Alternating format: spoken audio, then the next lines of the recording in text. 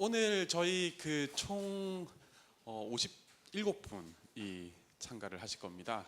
57분이고 제가 대충 보고 나중에 다시 말씀드릴 텐데 한 30군데 정도 NGO들이나 또 학교나 연구기관에서 참여를 하실 거고요. 그래서 저희가 오늘 워크숍은 혹시 어제 국제회의 참여하신 분? 네, 좀 파악해 볼게요. 알겠습니다. 반 이상은 그래도 오셨었네요. 근데 이제 어제 또 바쁘셔서 못 오신 분들이 계시기 때문에 어제 국제회의 내용을 사실 좀 더 깊이 있게 들여다보자. 우리 아주 훌륭하신 스피커분들이 오셨는데 그 내용을 좀 더 깊이 보자라는 취지로 워크숍을 계획을 했었는데 또 어제 못 오신 분들도 계시니까 그 얘기도 또 어떤 얘기들이 오고 하는지 살짝 알 수 있도록 말씀을 드릴 겁니다. 지금 첫 시간은 저희가 이 워크숍을 사실 이제 개최를 한 이유가 먼저 말씀드리고 싶은데요. 보통 이제 국제회의를 열고 나면은 이 훌륭한 스피커분들이 정말 10분, 20분 정도 발표하시고 돌아가시잖아요. 항상 너무 아까웠었어요. 그래서 오시고 나면은 이제 같이 더 깊이 얘기 나누고 또 이렇게 네트워킹도 할 수 있는 기회를 다음 날에 워크숍을 만드는 게 좋더라 하는 경험이었었고요. 사실은 이제 우리 스피커분들을 저희는 또 저희가 또 이제 자문을 구하고 할까 하다가 사실 우리 같이 일하잖아요, 우리 커뮤니티에서. 그래서 이제 저희가 이렇게 또 어떤 컨설테이션 받아서 또 다른 컨설팅 하는 것보다 그냥 다 모여서 같이 듣자라는 생각으로 하게 됐고요. 그래서 오늘은 이제 저희들끼리 정말 편안하게 캐주얼하게 또 서로 이야기를 허심탄회하게 할 수 있고 또 여기에서 또 각자 하시는 또 다른 프로젝트들에 또 의견을 구하거나 하고 싶으면 또 연결을 하시면 되고요. 그런 취지의 워크숍입니다. 그래서 저희 오늘은 아주 편안하고 이제 새로운 친구 만나는 생각으로 하시고요. 커뮤니티에서 서로 아시는 분들도 계시지만 또 처음 보신 분들이 있으시지만 점심시간 또 이제 하루 종일 오늘 같이 계시게 될 테니까 또 새로운 이제 분위기를 우리 커뮤니티에서 만들었으면 좋겠다는 생각입니다. 아까 이제 우리 패트릭 볼 박사님이 얘기를 하셨잖아요. 3가지 주제 중에 뭘 했으면 좋을까? 어떤 방식으로 얘기하면 좋을까 제안해 주셔도 되고 투표를 할까요? 그냥 다시 한번 설명드리고 정해놓으면은 왜냐하면 준비할 시간도 필요하니까요. 네, 첫 번째는 그 데이터베이스의 디듀플리케이션이라고 얘기하셨는데요. 디듀플리케이션은 뭐냐, 이렇게 중복되는 이름이나 중복되는 사건들이 이런 것들 나왔을 때에 단일한 이게 유일한 사건, 유니크한 거를 찾을 때에 여러 개의 명부를 합치거나 데이터를 합치거나 했을 때 어떻게 이거를 만드는 목록화 작업을 하는 게 좋을지 실제로 가장 많이 겪는 일들이긴 합니다. 그래서 그 디듀플리케이션, 중복을 제거해서 고유한 명부나 파일화를 시키는 작업 말씀을 하셨고, 두 번째는 이제 statistical estimation이라고 해서 이거는 이제 우리가 가지고 있는 기록 사건들 이외에 우리가 기록하지 못하거나 접할 수 없었던 사건들이 얼마나 많을지 어느 규모가 될지를 추정하는 굉장히 이제 통계학적인 그 연구 추정이나 이렇게 가정 연구를 하는 것이고요. 우리가 하다 보면 우리가 조사할 수 있는 건 제한되고 훨씬 더 우리가 큰 부분을 어떻게 좀 추정치를 내든지 하면 좋을지, 그래서 이제 statistical estimation 관련된 얘기를 하셨고요. 세 번째는 아까 이제 머신러닝 말씀하셨어요. 우리 AI 머신러닝에서 기계학습을 시켜서 우리가 갖고 있는 기록과 또 이용하지 않는 다른 공개된 데이터를 어떻게 또 활용을 해서 머신러닝 기법을 요즘에 이제 이렇게 조사 기록 데이터베이스를 하는 쪽에서 새로 도전을 하면서 새로운 기술을 우리에게 필요한 것들을 탐색을 하고 실제 적용을 하고 있는 게 있습니다. 이 3가지 다 듣고 싶은 얘기긴 한데요. 우리 다 해달라 그럴까요? 아니겠죠. 네. 네. I have a question before I vote.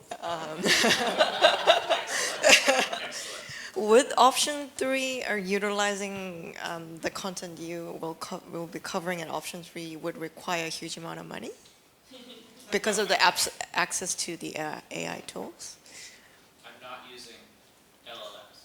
Oh, okay. These are LSTMs, Okay. and you train them on a local machine. Ah, got it. 자, 그러면 제가 첫 번째 라운드로 투표 먼저 해보겠습니다. 네, 이렇게 해서 비슷하게 나오면 좁혀서 하든지 해볼게요. 네, 안녕하세요. 저는 아까 말씀드렸던 것처럼 강제실종 프로젝트 매니저인 강정현이라고 하고요. 어제 오신 분들은 들으셨겠지만 저희가 어제 런칭한 풋프린츠라는 웹사이트를 만들었는데 그 과정을 모두 오늘 첫 번째 세션에서 말씀을 해주실 휴리독스와 함께 했습니다. 그래서 제가 소개를 하기 위해서 나왔고요. 저희가 화장실 갔다 올 동안 계속 얘기를 해야 되기 때문에 제가 좀 더 길게 얘기를 하면 저희가 가지고 있는 데이터의 형태가 굉장히 다양했어요. 그래서 여러 단체들로부터 명단을 받고 여러 가지 형태를 받았기 때문에 그 정보들을 어떻게 모아서 어떤 구조를 통해 우리가 보여줄 수 있을 것인가부터 저희가 휴리독스와 함께 얘기를 시작했거든요. 그래서 강제 실종에 있어서 우리가 꼭 보여줘야 될 점 무엇인가, 무엇을 보여주길 원하는가, 이런 것부터 컬럼 하나하나, 그러니까 보통 엑셀 스프레드시트에서 우리가 이걸 어떻게 구성할 것인가부터 우리가 함께 구성을 하기 시작했고요. 이제 그런 것들을 함께 구성하고 또 이거를 비주얼라이제이션하는 전문가들이라고 보시면 될 것 같습니다. 그리고 오늘 스피커 중에 한 분은 보노 올가도이고요. 저희가 2021년에 첫 번째로 런칭을 할 때 그 전부터 함께 했으니까 거의 2020년부터 함께 했다고 보시면 되고 다큐멘터리스트로 기록 전문가입니다. 그리고 전혜빈 휴리독스 프로그램 담당관은 저희 풋프린츠 프로젝트의 지금 담당자이시고 풋프린츠 2.0의 거의 모든 개발과 구성을 함께 했다고 보시면 될 것 같습니다. 이제 시작을 해도 될 것 같네요. 여러분 박수로 맞이해 주시면 감사하겠습니다.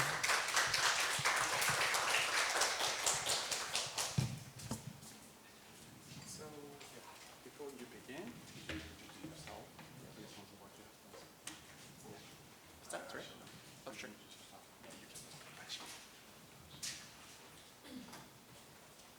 먼저 소개 한번 하고 하죠? We have a part where we introduce ourselves. Okay, let's do this. Good morning, everyone. I finally slept really well last night, and I'm caffeinated. I'm wearing good shoes, so I'm in a really good mood today. And you're getting Professor Bono this morning. And I'm inside the classroom, which is my favorite place in the world. So I'm quite excited. We're going to kick things off. Also, thank you and apologies to our translators. The caffeine just kicked in, so I'm gonna be speaking very fast. We're kicking things off by talking about data structure and how it is a fundamental part of any of our documentation initiatives. And as Patrick mentioned this morning, our talk basically lays the foundation for the succeeding sessions, right? Like if we get the data structure right, so to speak, then we'll have better mechanisms for data analysis, visualization, machine learning, and so on and so forth. So for this particular session, this is our primary learning objective. We only have 60 minutes, so we hope that by the end of this 60 minutes, you'll have an understanding of data structure and how they relate to human rights documentation. So I'm going to put an asterisk here on our use of the term data structure, and we're going to muffle them all together with data model and data schema. But Bina will show you what we're actually talking about when we talk about data structure. Okay, so this is how this workshop will go. We'll first start off with a discussion on data structure and documentation. What is the relationship between the two? What actually impacts and influences our data structure? And how does data structure actually shape our documentation initiatives?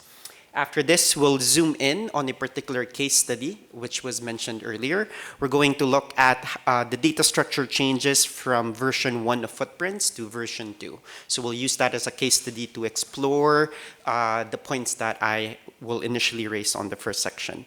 And then the third part will zoom out a bit and actually talk about some theoretical considerations that should be applicable to, or rather, provocations for your own respective documentation initiatives. And even for TJWG, as they prepare for version 3.0 of Footprints, which officially starts today after you launched it yesterday. And then we'll open the floor for some questions and answers. I think some of you weren't there yesterday, so we'll do a proper introduction about Eurodocs. We are the Human Rights Information and Documentation Systems. We're about to turn 41 this year. We're relatively one of the older international NGOs, almost as old as Amnesty and Human Rights Watch. But when we tell people about Eurodocs, they'll be like, who are you guys? Mostly because the way we frame Eurodocs is we're the infrastructure people. We build databases for human rights defenders across the globe. So currently, we host and manage around 300 databases for human rights defenders, ranging from collectives to community organizations to CSOs. And sometimes we also work with some state governments, specifically with their Commission on Human Rights. So our main services or our main set of interventions, as I mentioned, is developing databases, providing consultation specifically with regards to the use of information and technology. And also, we haven't done this for a while, but we also provide assistance and consultation in terms of designing your documentation practices. So that's the scope of what we do. As with anything, I usually start with some positionality, explaining where we stand in our background and why we do what we do, and the kind of work that we do at Eurodocs. So I'm Bono. I'm born and raised from the Philippines. I moved to the US back in 2004. I ended up in the human rights space because my grandmother is a World War II comfort woman survivor. So, trying not to cry every time I talk about her. So she fought all her life for acknowledgement and reparations as a comfort woman survivor.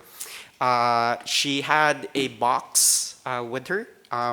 Inside the box is a piece of fabric from a Japanese person who raped her. She had a tally of the number of people who came inside the brothel and violated her, and also a small grasp of the soil that she kept with her.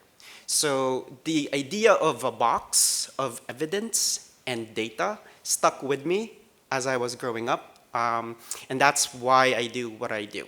So my grandmother, similar to a lot of people here in South Korea as well, and throughout East and Southeast Asia, I'm pretty sure have the same set of narratives, right? So that's how I ended up in this space. I'm an archivist by profession, a documentalist. If you're European, you prefer to call me a documentalist as opposed to an archivist. And I joined Eurodocs in 2021.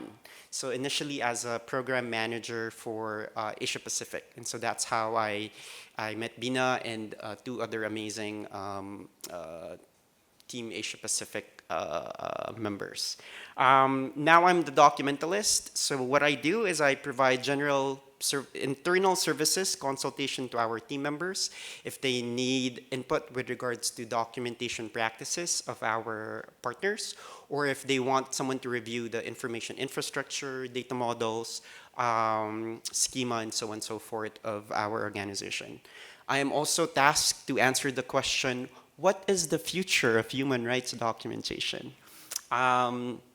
I don't have any answers at this point. But for the last 3 years, I've been studying the politics of the development of databases, to which I'm going to point to at the end of this presentation. I'll hand it over to Bina to introduce herself and then provide more context on our workshop today. Thank you, Bono, for the introduction. 저는 아까 소개했다시피 전혜빈이고요. 제가 처음 인권 분야에서 일을 시작하게 된 건 대학생 때 워싱턴에 있는 HRNK라는 북한 인권 단체에서 처음으로 커리어다운 커리어를 시작하게 됐었어요. 그때는 당시 인턴이었는데 그 당시에 TJWG의 보고서를 봤었는데 한국에서는 그 당시에는 크게 소개되지 않았던 인공위성 관련된 보고서를 처음 보고 TJWG를 알게 됐고요. 그 이후에 제네바에서 공부를 할 때 대표님을 만났어요. 제네바에서 휴먼 라이츠 카운슬 참가하러 오셨었는데 그때 만나서 이런 북한 이런 방식으로 인권을 연구를 하고 일을 하고 계신 분들이 있구나라는 소개를 받게 됐고요. 그 다음에 석사를 마친 이후에 제네바에서 조금 더 실용적인 기술 기반에서 인권에 대해서 연구를 하는 기관인 휴리독스를 알게 돼서 일을 시작을 하게 됐고요. 저는 지금 아태평양에 있는 프로젝트를 맡고 있어요. 그래서 지금 현재 하고 있는 프로젝트는 사모아, 피지, 호주, 말레이시아, 태국 이 정도 지금 프로젝트를 하고 있고 그 중에 하나가 한국이고요. 저로서는 굉장히 신기했던 게 TJWG가 이미 휴리독스랑 일을 하고 있었고 제가 마침 한국어 구사자고 제가 아태평양 팀에 배치가 됐기 때문에 저한테 풋프린트 프로젝트가 넘어왔어요. 그래서 제가 보고서로 대학생 때 봤던 TJWG를 함께 파트너로 만나게 돼서 일을 시작하게 됐고요. 네, 제가 오늘 소개할 부분은 사실 저희가 그 워크숍 내용을 어젯밤에 다 바꿨어요. 원래는 휴리독스에서 일반적으로 하는 데이터베이스 구동 방식에 대해서 설명을 하려고 했는데 오디언스들을 참가자분들을 만나고 얘기를 해보니까 대부분 북한 인권 관련된 일을 많이 하고 계시고 그래서 북한 인권 관련된 풋프린트에 조금 더 집중을 해서 이야기를 하면 훨씬 더 연관성이 높겠다라는 생각을 어제 구조를 좀 바꿔서 오늘 소개를 해드릴 것 같고요. 번호가 조금 이론적인 어떻게 보면 조금 한 발 물러서서 저희가 접근하는 방식에 대해서 소개를 한다면 저는 제가 어떻게 풋프린트 프로젝트를 진행을 했고 버전 1에서 버전 2를 어떻게 재구조화를 했는지 데이터베이스를 어떻게 조금 더 강화시켰는지 이 부분에 대해서 좀 실용적인 얘기를 하게 될 것 같아요. 그래서 많은 분들이 아마 엑셀 시트나 다른 방식으로 북한 인권에 대한 조사나 연구를 하고 계실 것 같은데 그런 부분에서 조금 더 와닿지 않으실까라는 생각이 들고요. 네, 천천히 얘기해 보겠습니다.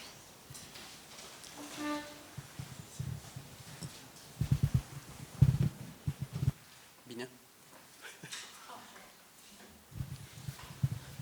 저희가 휴리독스에서 프로젝트를 진행할 때요 여러 가지 단계를 거쳐서 진행을 하는데 대부분 맨 처음 저 휴리독스와 함께 데이터를 만들고 싶습니다라고 하면 유저 니즈 어세스먼트 부분에서 먼저 시작을 해요. 데이터베이스를 사용하는 유저는 누구인가? 어떤 목적으로 이 데이터베이스를 만들고 싶어 하는가? 데이터베이스에서 싣고 싶은 데이터의 범위는 어디인가? 전체 지금까지 가지고 있는 모든 데이터를 옮기고 싶은지 아니면 지금 최근 가장 중요하게 생각하고 있는 데이터에 집중하고 싶은지 스코핑 작업을 먼저 하고요. 이 데이터베이스를 가지고 전달하려고 하는 메시지가 무엇인가 굉장히 기본적인 이야기를 해요. 이 단계가 좀 뻔하게 느껴질 수도 있고 저희가 계약서를 단계별로 쓰기 때문에 처음에는 이 단계를 시작하는 걸 좀 꺼려하시는 파트너들도 있어요. 왜 우리가 했던 얘기를 또 해야 하느냐, 우리는 지금 시간이 없다, 데드라인이 있다, 3달 안에 데이터베이스가 나와야 된다, 보고서가 나와야 된다, 이 단계를 스킵하고 우리 시각화 먼저 하면 안 되겠느냐 이런 요청도 많이 받아요. 근데 저희가 지난 경험을 토대로 설득을 열심히 해요. 저희랑 첫 단계부터 시작해 주세요. 저희가 한 단계 한 단계 조금 더 심층적으로 접근을 해서 이 데이터베이스에서 좀 더 깊게 알고 싶습니다라고 설득을 열심히 하고요. 그 유저 조사 단계가 끝나면 그 다음에는 구조에 대한 논의를 굉장히 오래 해요. 사실 풋프린트도 2021년에 저희랑 두 번째로 프로젝트를 시작하셨을 때 바로 시각화 단계를 논의를 했었어요. 저희가 맨 처음부터 다시 시작하면 안 될까요? 열심히 설득을 해서 유저 조사 단계 그리고 그 데이터베이스의 구조 단계만 거의 6개월 가까이 얘기를 했던 것 같아요. 그만큼 저희한테는 중요하게 생각하고 있는 단계이고 오늘 좀 더 집중적으로 소개할 부분은 데이터 구조를 저희가 어떻게 짜는지에 대한 이야기입니다. 데이터 구조에 대한 결정을 하고 나면 당연히 데이터베이스 컨피규레이션의 약자인데요. 데이터베이스가 나와야겠죠. 그래서 첫 번째로 데이터베이스를 런칭을 해요. 그리고 그 데이터베이스를 실제로 저희가 사용하는 게 아니고 프로젝트가 끝나면 모든 오너십을 다시 파트너들께 넘겨드려요. 파트너 분들이 직접 데이터를 데이터베이스에 입력하고 사용해야 하는 직접적인 유저다 보니까 그분들을 트레이닝하고 어떻게 하면 이 데이터베이스에 데이터를 엔터할 수 있는지에 대한 트레이닝을 진행을 하고요. 데이터베이스를 첫 번째 런칭을 한 다음에는 보통 공개로 바로 전환하지 않아요. 충분히 유저 트레이닝을 하고 충분히 데이터 엔트리를 할 시간을 드리고 그 다음에 시스템 테스팅을 좀 합니다. 이런 게 잘 작동되시나요? 제 구조화를 머릿속에서 생각해 봤을 때와 실제로 입력해 보니 다르신가요? 구조를 다시 한번 점검해서 바꿔야 될 부분이 있을까요? 라는 논의를 보통 하고요. 이 단계에서 완전히 다른 논의가 시작되기도 합니다. 근데 결과적으로 저희가 원하는 건 사용자가 느꼈을 때 굉장히 직관적이고 편한 데이터베이스이기 때문에 이 단계도 꼭 중요하게 생각해서 넣고 있어요. 그 다음에 데이터베이스를 만들었고 트레이닝도 했고 점검 작업도 마쳤다면 그 다음에 대한 논의도 하는데요. 보통 그 다음에 하는 논의가 데이터를 시각화하고 싶습니다. 혹은 저희의 옛날 가지고 있던 데이터를 이쪽으로 옮기고 싶습니다. 혹은 이런 특정한 데이터가 있는데 이 특정한 데이터를 보여주기 위해서 저희를 위한 커스터마이징 피처를 좀 만들어주세요. 이런 논의들을 합니다. 근데 이게 보통 선형적으로 1단계에서 5단계까지는 진행되지는 않고요. 보통 3단계에서 저는 바로 지난번에 이미 프로젝트를 진행했기 때문에 데이터 시각화 디자인에 대한 논의를 바로 하고 싶습니다. 혹은 데이터 시각화까지 다 끝냈는데 다시 한번 구조를 점검하고 싶습니다 하고 다시 2단계로 넘어가기도 하고요. 선형적인 단계라기보다는 조금 더 유기적인 다이나믹한 단계라고 보시면 될 것 같아요. Yeah, so I'll just second what Bina just mentioned, which is this is not, even though we present this seemingly as a linear one, it's actually not. To echo what I mentioned yesterday, the process of developing databases is iterative in nature. So we improve it over and over and over again, and the point of improvement really depends on what the pain points are, or the issues are showing up, and what we actually want to do. What I do want to reiterate, though, as Bina mentioned, is that often we have human rights groups or partners, because they have limited time and resources, they want to skip certain steps. 99% of the time, they would still end up actually going through the entire process, because they realize that, oh no, we'll just want to skip here. And then we'll push back, and then they're like, no, but we really want to just focus on data visualization at this point. And then we come back to them and say, well, this is the only thing you can do, because this is the schema that you have. And so we work with them, we try to advocate for the proper process, but we of course understand the constraints and limits, and the precarity and the urgency that the work entails. Bina will then talk about this. Sorry. 제 부분에서 다시 조금 더 자세하게 설명하겠지만 저희가 데이터 재구조화라고 하면 상당히 어렵게 느껴지기도 하잖아요. 근데 기본적으로는 저희한테 데이터를 좀 보여주세요. 어떤 식으로 데이터를 수집하고 그런 데이터들이 어떻게 정리가 돼 있나요? 라고 여쭤보고요. 주로 엑셀 시트에 많이들 저장을 해놓으시더라고요. 그래서 보통 지금까지는 풋프린트도 그렇고 스프레드시트에서 많이 작업을 했었어요. 그래서 제가 지금 소개하고자 했던 거는 기본 컨셉인데요. 처음에는 이 윗부분, 여기 있네. 컬렉션이라고 제가 써놨는데 컬렉션 단위로 일단 여쭤봐요. 피해자 컬렉션이 있고 가해자 컬렉션이 있고 사건 파일이 있습니다. 그러면 저희는 3가지 컬렉션으로 데이터를 지금 저장하고 있습니다. 그러면 그 하나하나의 컬렉션을 조금 더 깊이 들어가 보는데요. 지금 보여드리고 있는 건 풋프린트 버전 1 때 저희한테 보여주셨던 피해자 컬렉션이에요. 근데 피해자 컬렉션에서 그럼 다음 질문은 피해자 컬렉션에서 어떤 정보들을 수집하시나요? 저희가 만드는 데이터베이스 상에서는 프로퍼티라고 부르는데요. 저희는 빅팀 컬렉션에서 피해자들의 이름, 사진, 국적, 성별, 직업 등등의 프로퍼티들을 저희는 수집을 합니다. 라고 저희한테 알려주세요. 그럼 하나하나 되짚어봐요. 그러면 어떤 방식으로 이걸 수집하시고 지금 기록하시는 방식이 좀 더 효율적으로 다시 레이벌링을 한다던가 다시 구조화할 수 있는지를 좀 여쭤보고요. 그 다음에 저희가 또 한 가지 들어가는 게 한 단계 더 깊이 들어가는 게 Control List of Terms라는 컨셉인데요. 만약에 제가 피해자들의 성별 정보를 수집한다고 해요. 근데 제 데이터베이스에는 남자, 여자, 모름 이 세 가지가 끝이에요. 근데 만약에 뭐 트랜스젠더 커뮤니티에 대한 데이터베이스를 만들고자 하는 고객이라면 이 리스트가 훨씬 더 길 수도 있겠죠. 근데 이 Control List of Terms는 내가 이 정보를 수집할 때 어떤 예를 들어서 뭐 국적 같은 경우에도 딸린 컨트롤 리스트 오브 텀스가 있을 텐데 이 경우에는 한국, 북한, 남한, 일본, 중국 뭐 이 정도로 추려지겠죠.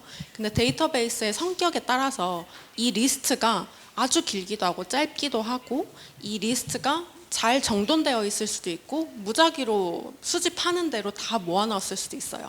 그래서 맨 처음에는 가장 큰 스텝으로는 컬렉션을 먼저 보고요. 그 컬렉션 내부에서 어떤 항목들을 수집하는지 프로퍼티 단계에서 논의를 하고요. 그 다음에는 한 단계 더 깊이 들어가서 각각의 수집하는 항목에 대한 리스트도 같이 점검을 합니다. 이 세 가지 컨셉을 머리에 이렇게 넣고 그 다음 논의를 저희가 할 때 염두에 두시면 좀 더 도움이 될 것 같아요. So why should we be paying attention to data structure? So sometimes our partners come to us and say, we already have a data structure, let's just use it as is. And then we have to walk them through, okay, well, let's evaluate the data structure that you propose. And often we have to explain to them why, right? So first, this is not an exhaustive list, but first, your data structure reflects and shapes your ways of knowing. So Patrick hinted on this yesterday. So most data structure would reflect the epistemology or the ways of knowing of a particular organization, right? So for example, if your group is composed of primarily of lawyers, there's a very legal way of knowing things, and therefore your data structure will reflect that accordingly. It is likely that your data structure and therefore your documentation will be following the norms and the ways of thinking and knowing of lawyers, right? But if you ask, for example, families of victims, or if you ask, for example, documentalists or a statistician, likely their ways of knowing will greatly impact your data structure. And therefore, it will also shape further how you perceive things. So it's your ways of knowing will shape the data structure, and the data structure will consequently shape your ways of knowing. So it's almost like a circular thing. And often when we have discussions with our partners, we point this out, right? It becomes very interesting when your partners have different ways of knowing. And that's when our program officers have to do the job of mediating between these, at times, competing epistemologies. So the data structure also specifies and organizes the relations across your data. And so Bina later with the technical example will show you how the data structure actually shows how the victim data is related to the perpetrator data, or how they're actually related to the events itself or the evidence or the documentation. Often we collect so many information or so many documents, but we don't know how to put them together. So the data schema actually enables us to figure out how to put them together accordingly.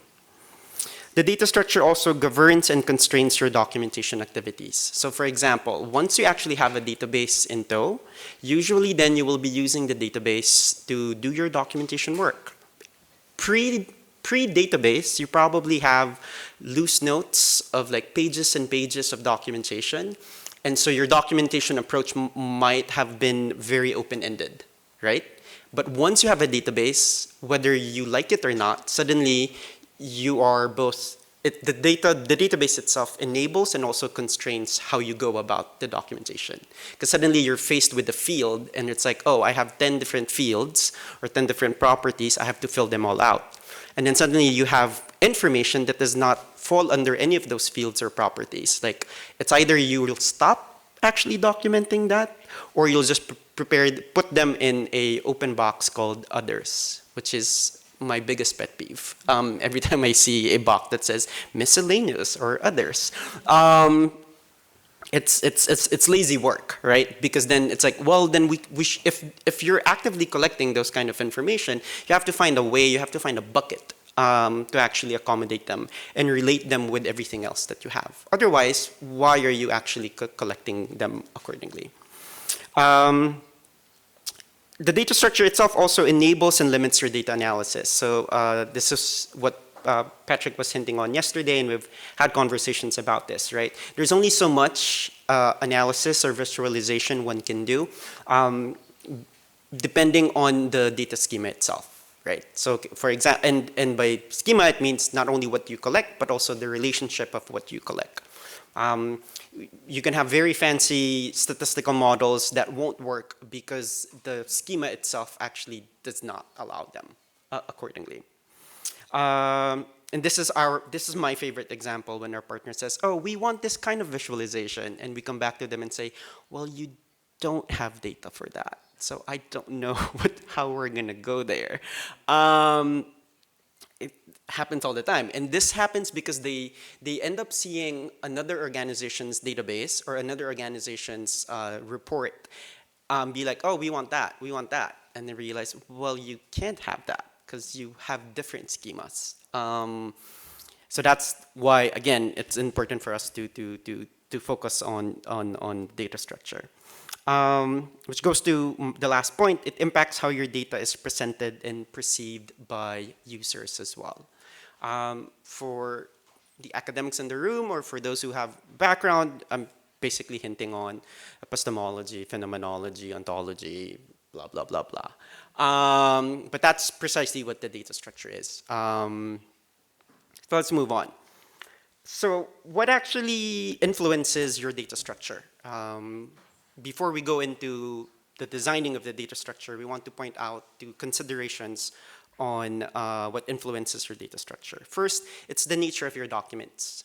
So the first thing that we do when we have sessions with our partners or prospective partners is we ask them to give us examples of the documents that they already have collected. So this enables us to understand, okay, so what information do you actually have, right? And from there, we can actually kind of figure out an initial schema already, or initial structure. Because we can't come up with something that you don't have unless you're creating a database so you can actually start collecting them. Which goes to the second point, which is the process of your documentation. During the discovery phase at Eurodocs, we ask our partners to walk us through how you actually do the documentation, right? For certain partners, for example, for me, in the Philippines, databases for the drug war, I actually asked them and joined one of the documentation field work. So there's this amazing group in the Philippines called Night Crawlers. So they're the night beat. And so they follow, these are photojournalists who document the drug war during the Duterte's regime. That was probably one of the most traumatic experiences of my life. Just being with the photojournalists and seeing dead bodies after dead bodies after dead bodies within the span of 12 hours. But it was important for me to understand how they're doing the documentation work. So in the case of TJWG, when you have a network of human rights organizations and CSOs who actually do the documentation, it's important to understand, well, where are they getting the information? How are they actually getting it? Are there similarities of methodologies between these different groups? Because then we can actually account for discrepancies. We can probably evaluate the quality of the information or the data that is coming in from our network. Next is the requirements of your use cases. So this is one of the key things we ask our partners. So what is this database for? You'll be surprised with how many times our prospective partners actually can't answer the question. They'll just be like, oh, we just want one, or my favorite, oh, we got funding for one. It's like, okay. This usually happens during Q4, wherein funders have extra money left and they need to give it to people. And databases is one of the key things that they throw money at. It's like, oh, here's like leftover money. Please liquidate us accordingly. Build a database. And then they also don't care about the process because they just want the database to show the funders. So answer that question. What is the use case of this database?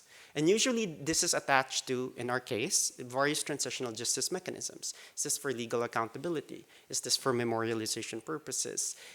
Who is it for? Is it for the victims' families? Is this directed towards name and shaming advocacies by the state or to the state?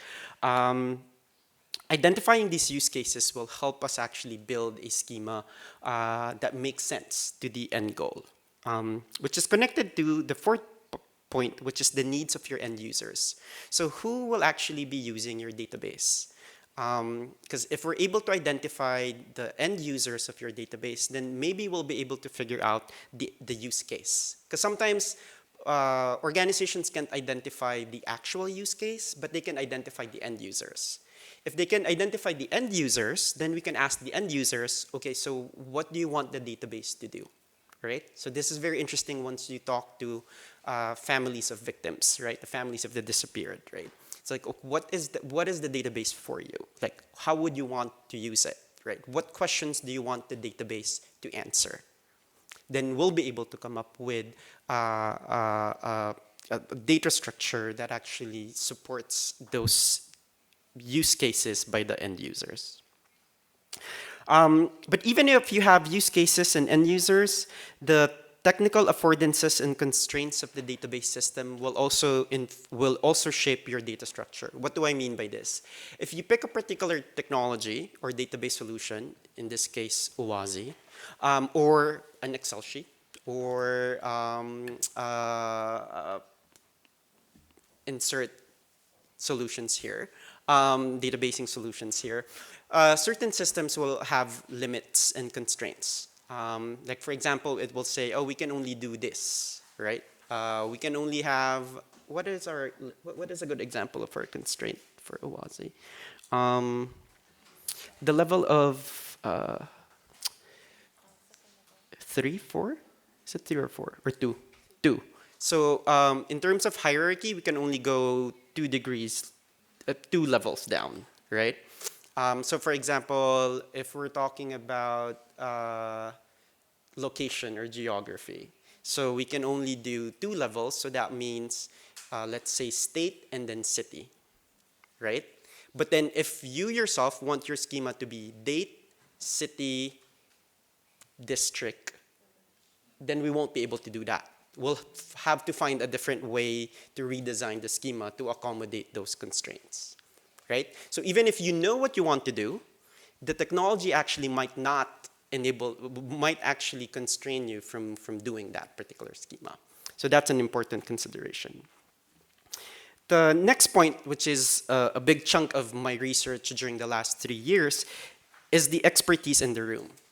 You cannot conceptualize a data schema following a specific way of knowing if you don't have that expert in the room. So for example, if you want to do a hardcore statistical analysis and you don't have a statistician during the data schema creation process, likely you won't have inputs to actually be able to do that, right? Or for example, you want to do a database that focuses on memorialization, but you actually don't have memory scholars or archivists or museum professionals that will able to tell you from their experience and expertise that this is how we're supposed to do this or based on our experience, then you probably won't get the input to create a schema that supports what you actually want to do. And expertise here comes in different shapes or forms. We're not just talking about individual human beings. It's also possible that you're looking at expertise product, right? So Bina will be showing, I believe, an example later on occupation, right? So it's like, how do we come up with a controlled vocabulary for occupation? There are 1,000 possible occupations in the world. But there is a group of people who have figured it out, right? Like they've sat down and discussed things for months or whatever and came up with classifications of different occupations. If you bring that standard in, that is an expert object. So even though you don't have that expert in the room, you have that expertise, that form of expertise to be considered. But the most important thing that people tend to forget, actually, besides from the objectives, because clearly your objectives will shape your data structure, is the values of your initiative. And we're slowly seeing this from our partners now. which actually pushes us and challenges us, right? So a partner will come to us and say, we want a victim-centered database. And we'd be like, but what does victim-centeredness mean to you? We don't have that answer because those are your values, right? Or a partner will come to us, we said, we're a feminist group. And so we want, our feminist theoretical values embedded in our database. How does that translate, right? How does that translate? Or my personal preoccupation, right, which I'll talk to about later, is a very specific, like, decolonizing Global South episteme, right?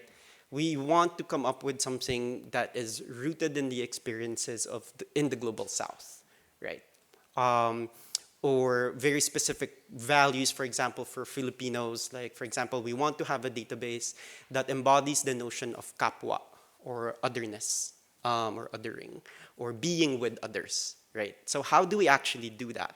And that for me is exciting, right? Because then you start creating schemas that is not based on templates, that actually kind of pushes you a bit on how to do things. So these are like mid-level considerations, these two slides, right? What does your data structure do?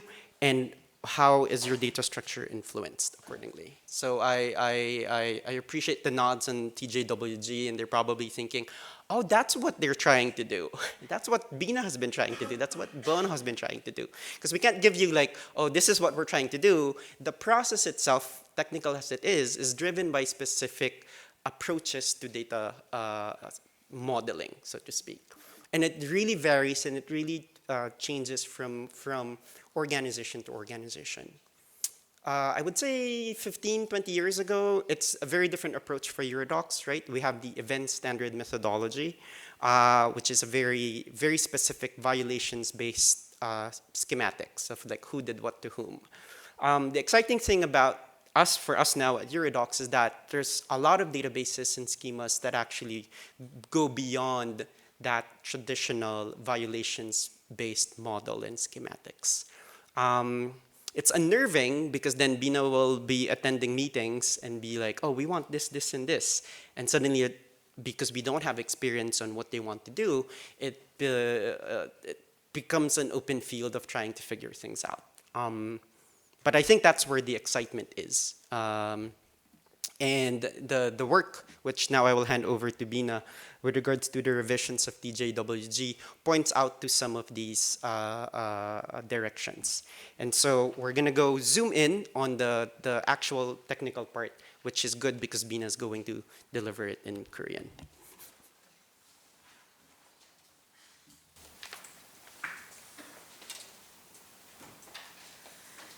네, 조금 포괄적인 이야기였는데 그래도 저희가 프로젝트를 진행할 때 이런 방식으로 진행을 하려고 했다라는 걸 알고 이 이야기를 들으면 조금 더 재밌게 들으실 수 있을 것 같아요. 저희가 했던 프로젝트는 2021년에 맨 처음에 풋프린트 버전 1이 출시가 됐었어요. 근데 그 당시에는 그렇게 충분한 시간이나 예산이 저희 쪽에서도 그렇고 TJW 쪽에서도 없어서 저희가 이 버전 1 프로젝트를 만들 때는 이 데이터베이스를 만들 때는 저희가 앞에서 설명했던 단계들을 좀 철저하게 거치지는 못했어요. 근데 그 다음에 저희가 그래서 다음에 이 데이터베이스의 버전 2를 만들어 보자 해서 어제 처음으로 이 데이터베이스 버전 2를 출시를 했는데요. 그 프로젝트 과정에 대해서 조금 설명을 해드리려고 해요. 근데 저희 쪽에서도 굉장히 흥미로운 프로젝트였는데 앞에서 보노가 설명했던 그 단계들을 사실상 처음부터 끝까지 다 거쳤던 프로젝트 중에 하나여서 사례로도 굉장히 흥미로울 것 같고 또 북한 인권에 대한 일을 하고 계시는 분들이 많으시기 때문에 수집하는 데이터나 그 데이터를 보여주는 방식에 있어서 좀 연관성을 잘 느끼실 수도 있을 것 같아요. 맨 처음에 버전 1이 출시되고 2021년에 그 해에 다시 풋프린트 팀에서 연락이 왔어요. 저희 버전 1에서 이러이러한 좀 문제점들이 있습니다. 이런 부분을 좀 향상시키고 싶습니다라는 피드백이었는데요. 첫 번째는 이상하게 데이터베이스가 너무 느린 거예요. 사실 그 당시엔 한 10,000건 정도의 빅팀 레코드가 있었는데 그렇게 많은 숫자는 아니거든요. 오아지 기준에서는 저희가 사용하는 데이터베이스에서는. 근데 이상하게 속도가 굉장히 느렸어요. 그리고 그 사용자 측에서 이 데이터베이스 설정 쪽에서 사용자들이 맨 처음에 이 웹사이트에 들어와서 어디를 클릭하는지, 얼마나 머무르는지, 다음 페이지로 넘어가는지 아닌지를 볼 수 있는 어떤 분석이 있는데, 그 분석에 따르면 랜딩 페이지에 오래 머무르지 않고 랜딩 페이지에서 머물렀다가 다른 페이지로 이동을 했다가도 빨리 그냥 그 창을 닫는다던가 이런 유저 인터랙션이 조금 관찰이 됐었어요. 그래서 어떻게 하면 이 데이터베이스가 북한 인권에 대한 정보가 많이 없는 사람들로 하여금 딱 처음 왔을 때 재밌다, 흥미롭다, 다음 페이지 좀 넘어가서 더 보고 싶다, 다음 페이지에 넘어가서 실제로 데이터베이스를 한번 들여다볼까 하고 라이브러리까지 넘어오는 유저 인터랙션을 만들려면 이 전반적으로 랜딩 페이지 디자인부터 구조까지 조금 향상이 되어야 될 것 같은데 어디서 어떻게 시작해야 될지 모르겠다라는 게 메인 포인트 중에 하나였고요. 그리고 이 과정에 대한 충분한 논의가 더더욱 중요했던 이유는 당시 풋프린트 측에서 이미 데이터베이스에 올리지 않은 데이터가 7만 건 혹은 그 이상 더 있었어요. 기존에 있는 이 버전 1에는 10,000건 정도밖에 안 올라와 있고 이 나머지 7만 건도 올려야 하는데 이 전체 데이터를 올리기 전에 지금 이 데이터베이스가 잘 작동하는지 이 구조가 충분히 유저들에게 매력적인지를 점검하고 그 다음 남은 데이터들을 올리든지 말든지 결정을 하고 해야 하는 그런 시점이었어요. 그래서 이게 저희의 2021년의 프로젝트의 시작이었고요. Collection Property Control List of Terms에는 아까 잠깐 얘기를 했으니까 좀 빠르게 넘어가고요. 아까 이 부분도 아까 설명을 했었죠. 그래서 실제로 한번 그 엑셀을 좀 보여드리면 아까 말씀드렸다시피 그냥 실제로 이 빅팀 컬렉션에서 어떤 항목들을 수집을 하고 계신지 하나하나 여쭤봤어요. 그래서 제가 이 미팅만 한 한두 달에 가깝게 했던 것 같은데 빅팀 컬렉션에서 수집하고 있는 항목들을 모두 적어주세요 하고 적었어요. 그리고 컬럼 하나하나씩 설명을 부탁드렸어요. 패밀리 네임이랑 기븐 네임이랑 코리안 네임 왜 따로 수집하시나요?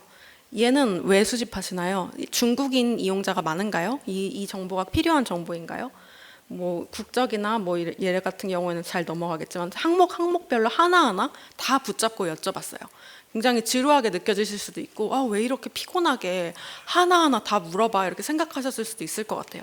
그리고 하나하나 제가 코멘트를 달았어요. 이거 왜 필요한가요? 이 항목 왜 필요한가요? 이 항목 왜 이렇게 제목이 설정되어 있나요? 하나하나 다 여쭤봤어요. 이게 데이터 구조화는 이미 짜여진 상황이었죠. 어떻게 보면 빅팀 컬렉션이라는 그리고 이미 10,000건, 90,000건의 자료들이 이 구조에 대해 맞춰서 저장이 되어 있기 때문에 구조화를 완전히 다 바꾸기보다 항목별로 실효성이 있는지에 대해서 좀 여쭤봤던 것 같아요. 그래서 이렇게 하나하나 얘기를 했고 왜 이 작업이 중요한지를 아마 몇 달 후에나 조금 인지를 하셨을 것 같아요. 제 쪽에서는 저도 이렇게 예시를 보여드릴 텐데 Family name, given name, Korean name in Chinese character 이 부분이 저희는 데이터베이스 전문가이기 때문에 데이터베이스의 입장에서 생각을 해요. 근데 사실 기록 전문가에게는 그럴 필요는 없어요. 실제로 기록이 어떻게 돼 있는지를 이미 기록 수집 단계에서부터 맞출 필요는 없거든요. 데이터베이스의 관점은 저희한테 여쭤보시고 저희가 적용을 해드리면 되는데 저희 눈에는 어떻게 보였냐면 이게 풋프린트 버전 1이었어요. 이름이 안병열이라는 이름이 위에 이미 타이틀로 올라가 있어요.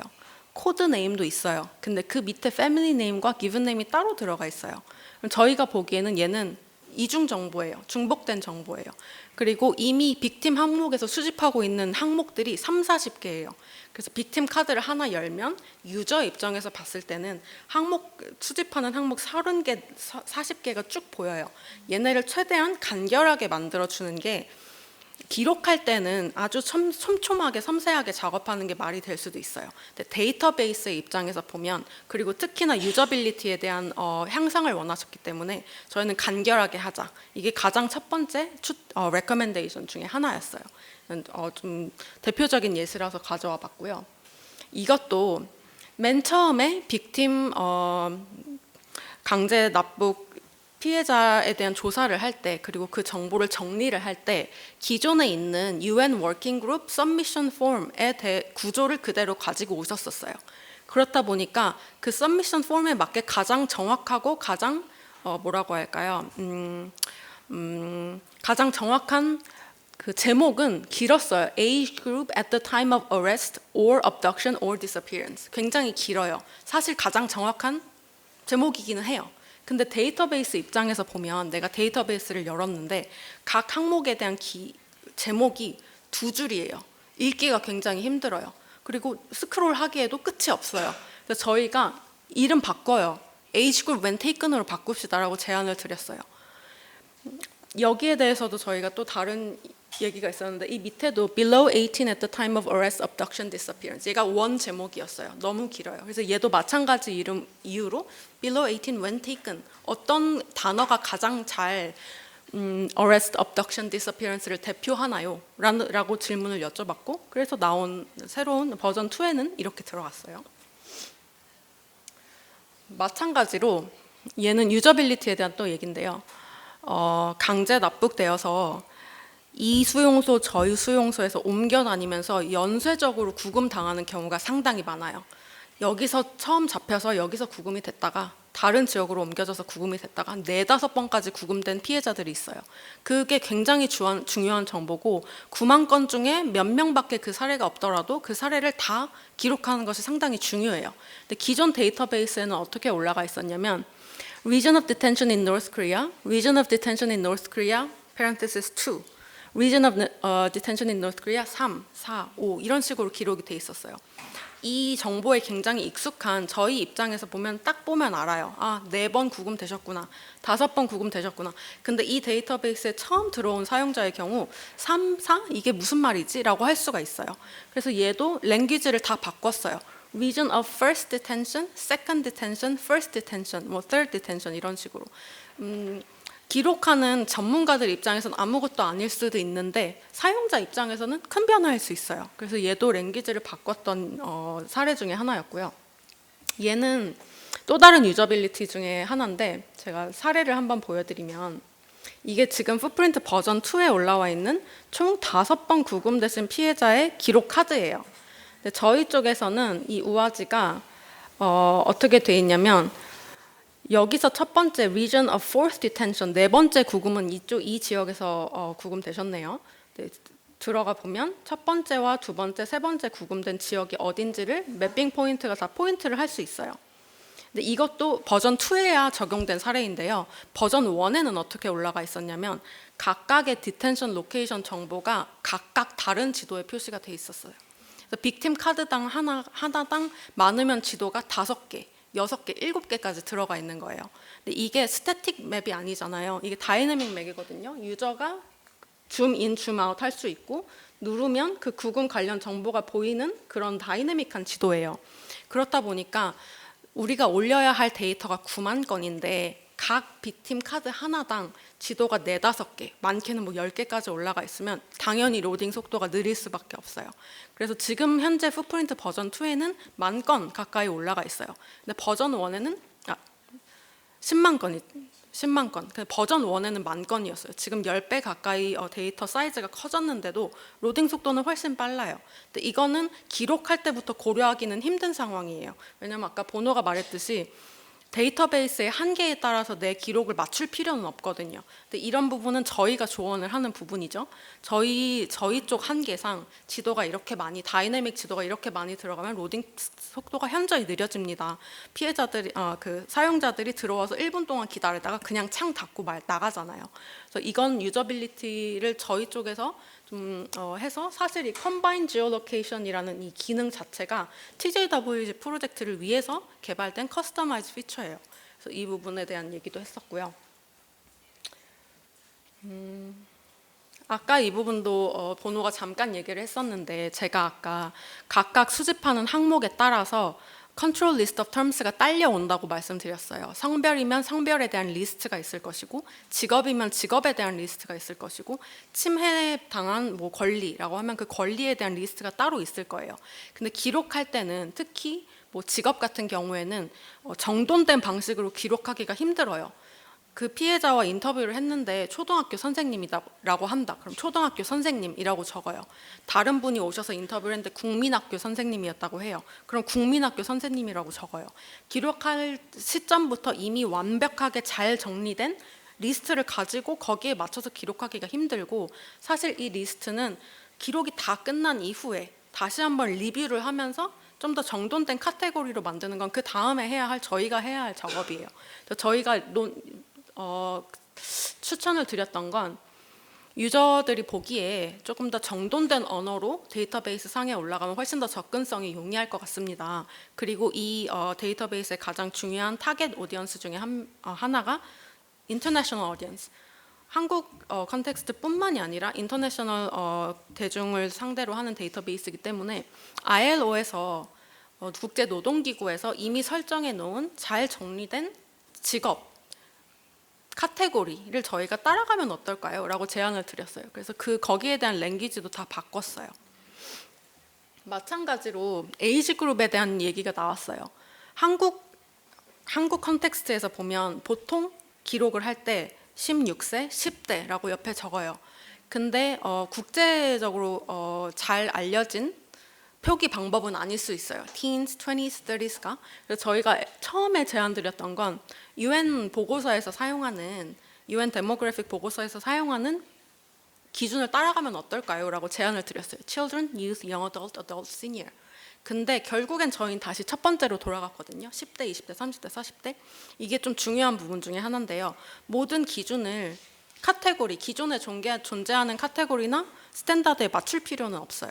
만약에 내 데이터가 이 특별한 북한 혹은 한국이라는 지역적인 특성, 컨텍스트에 따라서 이미 잘 정리되어 있다면, 통일성이 있다면 첫 번째로 갑시다. 왜냐하면 한국인 유저가 보기에는 영어도 잘 안 알아들 수 있어요.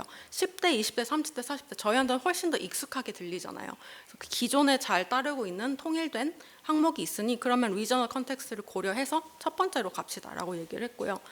이렇게 잠깐의 예시를 보여드렸지만 각 수집하는 항목에 따라 리스트가 있다고 말씀드렸어요. 지금은 뭐 한 2개 정도만 설명을 드렸는데 하나하나 다 논의를 했어요. 빅팀 컬렉션에 당시 수집하고 있었던 항목이 한 3, 40개가 있었는데 그에 따른 각각 리스트를 하나하나 다 점검을 했고요.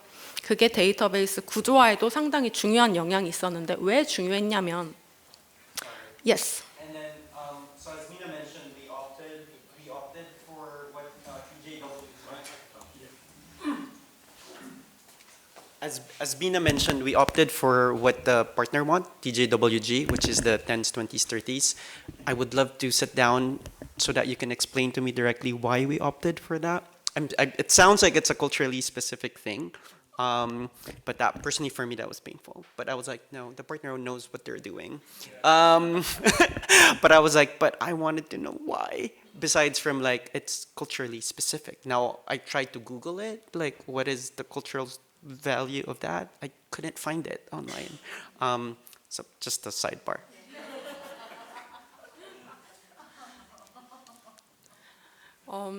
그리고 방금 말씀드렸던 그 구조화를 하는 것, 언어를 잘 정돈하는 것, 그리고 거기에 따른 리스트를 잘 정돈하는 게 중요한 이유가 있어요. 데이터베이스 상에 이게 지금 버전 2의 라이브러리인데요. 이 옆에 사이드 패널에 있는 이 항목이 저희한테는 굉장히 중요해요. 왜냐하면 유저들이 지금 데이터베이스에 올라와 있는 게 9만 건이 넘는데 이 9만 건을 다 하나하나 들여다보기 힘들잖아요. 만약에 내 연구 주제가 이 특정 시기에 납치된 미성년자, 피해자라고 합시다. 그러면 제가 어디서 시작하냐면요. 나의 피해자, 내가 조사하고자 하는 피해자 그룹은 North Korean이야. North Korean victim이고 당시에 disappeared within North Korea, 북한 내부에서 납치된 사람들을 보고 싶고 내가 찾고자 하는 피해자 그룹은 북한인이라고 합시다. 그리고 그 중에서도 나는 여성 피해자에 대해서 좀 알고 싶고 그 중에서도 young adult, 10대 혹은 20대를 알고 싶다라고 하면 이게 저희가 필터링하는 방식이에요. 저희가 한 500건 정도의 데이터에서 시작을 했다가 제가 필터링을 하는 대로 점점 더 내 리서치 스코프에 맞게 10개까지 줄어들었어요.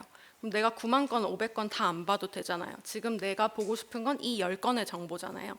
그래서 이 사이드 패널이 특히나 이렇게 데이터 컬렉션이 많은 경우에는 굉장히 중요해요. 왜냐하면 리서처들이 딱 와서 내가 원하는 대로 내 연구 목적에 맞게 필터링을 해가면서 데이터베이스를 탐색할 수 있기 때문이에요.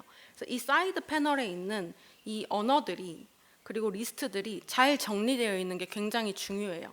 왜냐하면 얘가 통일성이 없고 얘가 너무 긴 제목으로 하나하나 정렬이 돼 있으면 리서치 자체가 힘들 수가 있어요. 그래서 데이터베이스의 관점에서 봤을 때는, 기록의 관점에서 봤을 때는 최대한 상세하게 사실 있는 그대로 기록하는 게 당연히 가치가 있겠지만, 데이터베이스에 올릴 때는 유저빌리티를 생각을 해서 간결하게 이 언어를 이 내부에서 통일되게 잘 정리하는 작업이 필요하다. 그것 때문에 저희가 맨 처음에 소개드렸던 이런 논의 과정을 굉장히 길게 가져갔던 이유 중에 하나고요. TJWG 풋프린트 프로젝트의 경우 이 작업이 중요했던 또 다른 이유는요.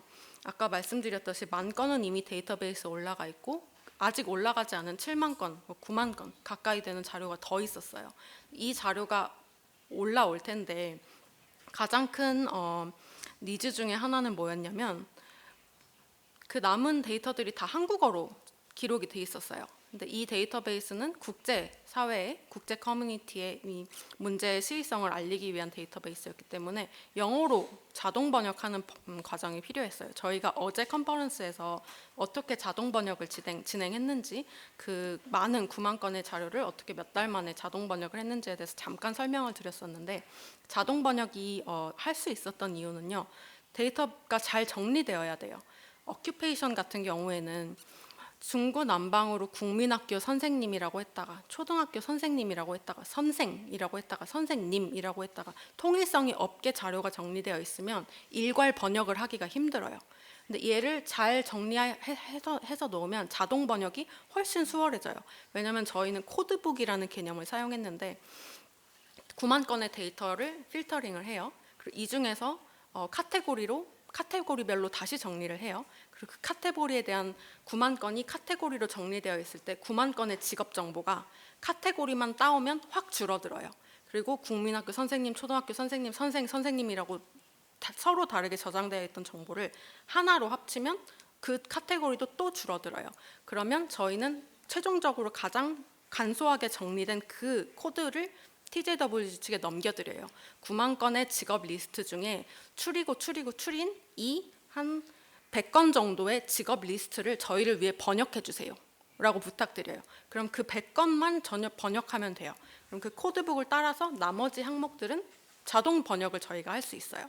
그래서 이 프로젝트에서 데이터를 최대한 간결하게, 당연히 사실적인 부분을 지키면서 간결하게 정리하는 게 중요했던 이유 중에 하나는 대량 데이터의 자동 번역을 저희가 진행을 했기 때문에 더더욱 중요한 부분이었습니다. 네, 제가 말씀드릴 거는 여기까지고요. 그래서 최종적으로 저희가 목표로 했던 거는 구조 자체가 간결하게 정리가 돼 있어야 한다. 그리고 데이터베이스에 올라와 있을 때 이 구조가 직관적이어야 한다. 그리고 그 용어 하나하나가 이 맥락을 잘 모르는, 북한 인권에 대한 정보가 많이 없는 사람들이 들어와서 보기에도 직관적으로 쉬운 용어로 쓰여 있어야 한다. 그리고 디자인과 페이지 레이아웃도 조금 사용자 친화적이어야 한다라는 목표로 진행을 했던 프로젝트였습니다. 버전 1, 버전 2 지금 둘 다 공개되어 있는데요. 한번 들어가서 어떻게 달라졌는지 보셔도 재밌을 것 같고, 좀 2021년에 시작해서 2024년에 끝났으니까 거의 3년이 걸렸어요. 그 중에 가장 오래 걸렸던 건 데이터 재구조화하는 과정, 그리고 자동 번역하는 과정, 이 과정 두 가지였는데, 그리고 그 다음에 물론 이제 잘 정돈된 데이터를 최종으로 이 데이터베이스에 올렸을 때 그제서야 데이터 디자인에 대한 논의도 훨씬 수월하게 할 수 있어요. 왜냐하면 데이터가 잘 정리되어 있지 않으면 어디서 무엇을 시각화할지에 대한 논의도 훨씬 오래 걸려요. 근데 얘가 잘 정리되어 있고 내가 보기에도 직관적이면 이 데이터베이스 내에서 어떤 정보가 중요한지도 자동적으로 보여요. 그게 잘 정리된 데이터의 힘인데요. 예를 들어서 피해자가 20, 30대가 굉장히 많다. 이게 무슨 뜻일까? 어떤 의미가 있을까? 이 남성 피해자가 굉장히 많다. 혹은 특정 지역에서 훨씬 더 납치가 많이 됐다. 데이터가 잘 정리되어 있는 순간 내가 분석하기에도 훨씬 쉬워요. 그리고 이 중에서 어떤 부분을 시각화해서 다른 데이터베이스 랜딩 페이지에 올릴 것인지를 결정하기도 상당히 쉬워요. 그리고 이게 disappear 페이지에서 아마 들어가 있던 걸로 기억을 하는데 제가 시각화를 할 때 왜 특정 그룹에서 더 납치 피해가 많았는지에 대한 시각화를 들어가고자 해요. 근데 만약에 이 정보가 잘 정돈돼 있지 않았다면 이 시각화에 대한 결정도 오래 걸렸을 수 있어요. 왜냐하면 무엇이 더 중요한 정보인지, 무엇이 이 범죄에 대한 특성을 굉장히 직관적으로 보여주는지를 모르기 때문에요. 그래서 저희가 맨 처음에 시각화를 논의하고 싶어서 오셨던 TJWG를 2021년에 오셨는데 3년의 뒤에서야 이 시각화를 논의하게 된 이유도 잘 구조화된 데이터베이스에서 그제서야 어떤 정보가 중요한지가 더 나타나기 때문에 그렇게 진행을 했습니다. 제가 소개할 부분은 여기까지. 네.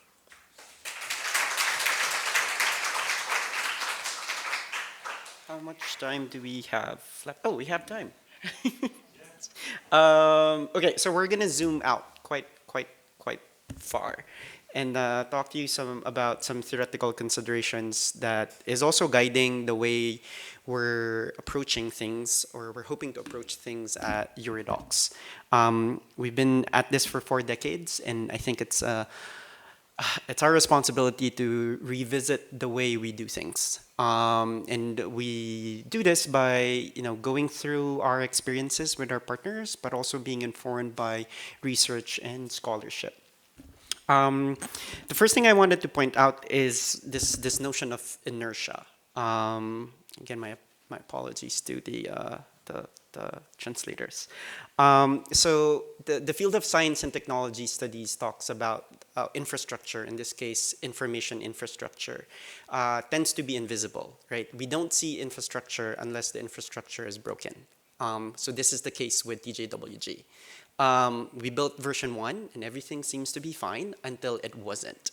And then when it wasn't fine, because it was slow, unwieldy, then you start realizing the substrate, the infrastructure beneath it, which is the data schema, isn't working. So we need to fix our information infrastructure, right? The thing with infrastructure is they don't exist in a vacuum. We tend to build infrastructure on top of infrastructure. For example, if our initial infrastructure are roads, as in the one we walk to, so we create a path, eventually that dirt path becomes an actual street, and then eventually we put pipes underneath that, and eventually we put trains or whatever, electricity, plumbing, pipe, so on and so forth. So the thing is, if the initial infrastructure in itself is not good or needs to be iterated, we might end up building bad infrastructure on top of bad infrastructure, right? And so the Bowker and Starr and Rudeller talks about this inertia. It's easier for us to just build infrastructure on infrastructure because we don't need to start from scratch. But that's the problem. What if the initial infrastructure is actually not working? So, and the thing with this infrastructure is it's almost always driven by expertise inertia.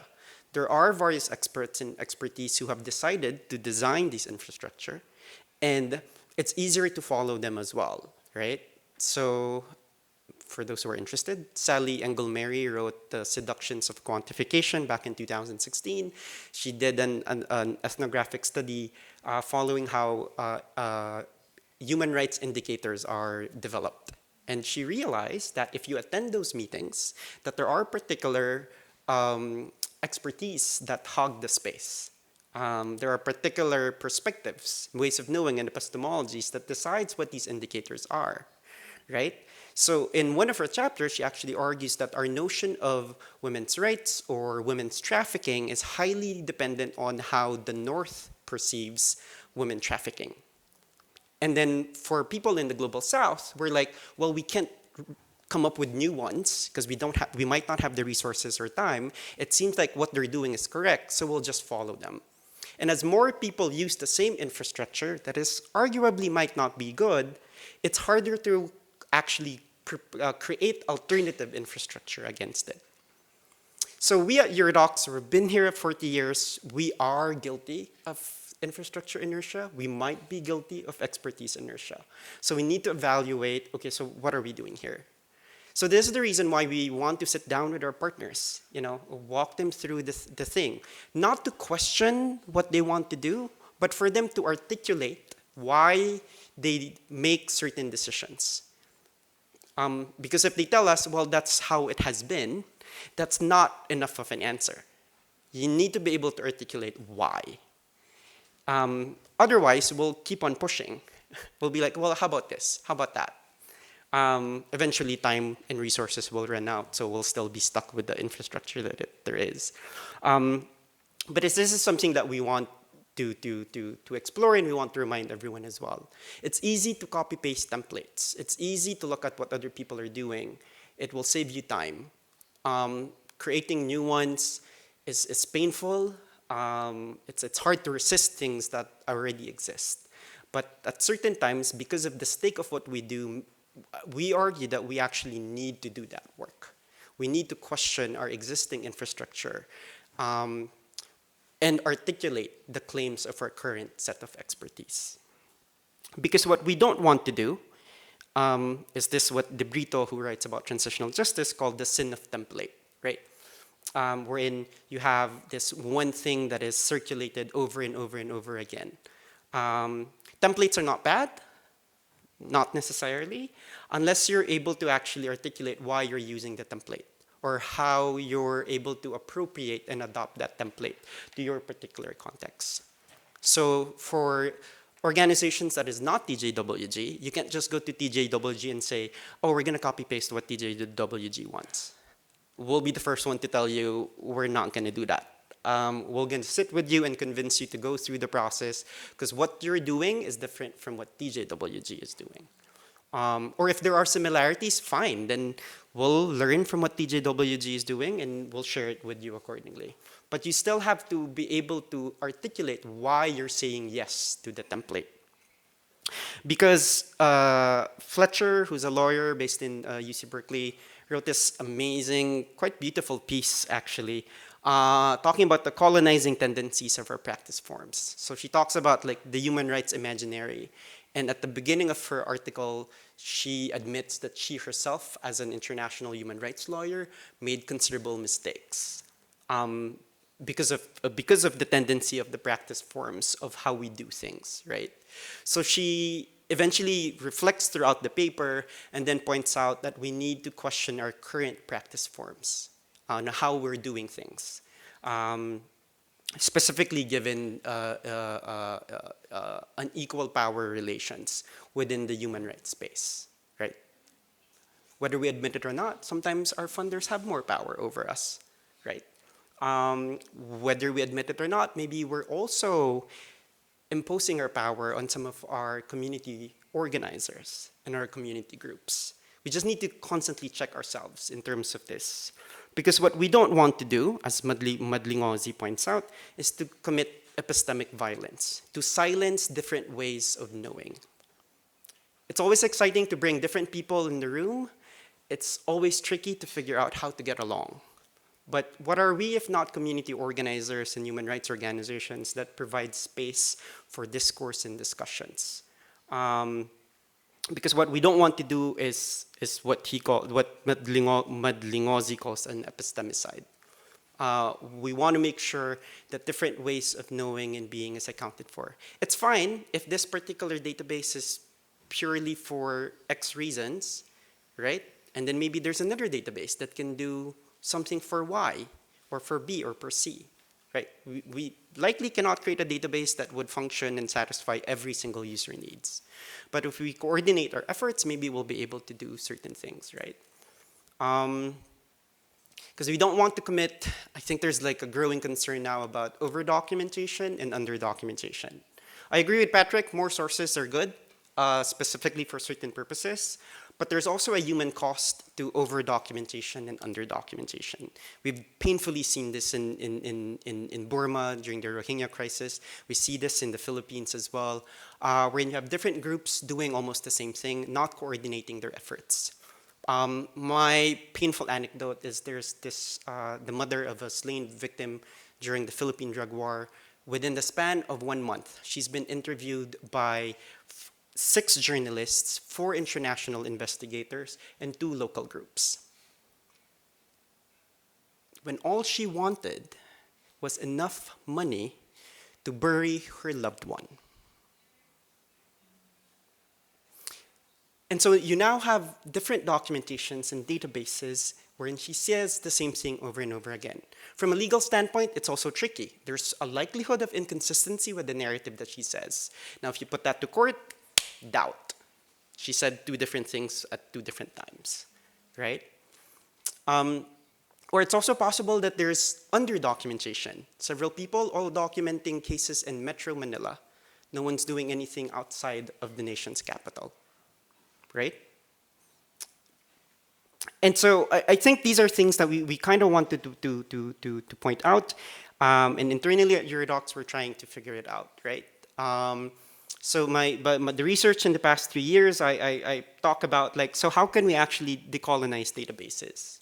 We're seeing this, right? For the lawyers in the room, we have a relatively short legacy of third world approaches to international law, or TWAIL, that is starting to like legally figure out, reconstruct how the way international law is practiced, specifically coming from the epistemologies of the global south, of the third world, right? We're seeing this as well in other fields. And so we kind of want to figure out, so how do we do the same move, the same overtures to decolonizing the way we do databases as well? On a technical matter, at the very least, it starts by articulating why we make certain decisions and then interrogating them thereafter. I'll end with Frank Haldeman's quote, which I kind of hinted on yesterday. If you haven't read the book, I highly recommend that you get a copy of it, Transitional Justice for Foxes. It's probably one of my favorite transitional justice books on transitional justice during the last 5 years. He ends the book by saying, "Our task is both impossible and necessary. Any response to radical evil is inescapably incomplete and inadequate. Nothing can ever undo what was done, recover what was lost. The slate cannot be wiped clean. To suggest otherwise would be not only naive and simplistic, but would also mean adding insult to injury. Our available vocabularies can hardly make sense of the nonsensical, repair the irreparable. And yet, those vocabularies may inspire responses able to contribute in whatever limited and valuable way to the very necessary task of resisting apathy and breaking with the past." And this incommensurability is what our database and documentation work does. What we do with our databases and our documentation is just a smidgen, a small part of the actual phenomenon or of the actual reality. It is infallible and inadequate by nature. And if we understand that, if we fully understand that, then the hubris of the documentation, the hubris of our databases can be duly encountered and critiqued, while not losing why we're doing what we're doing in the first place. So thank you, and we'll open the floor for Q&A.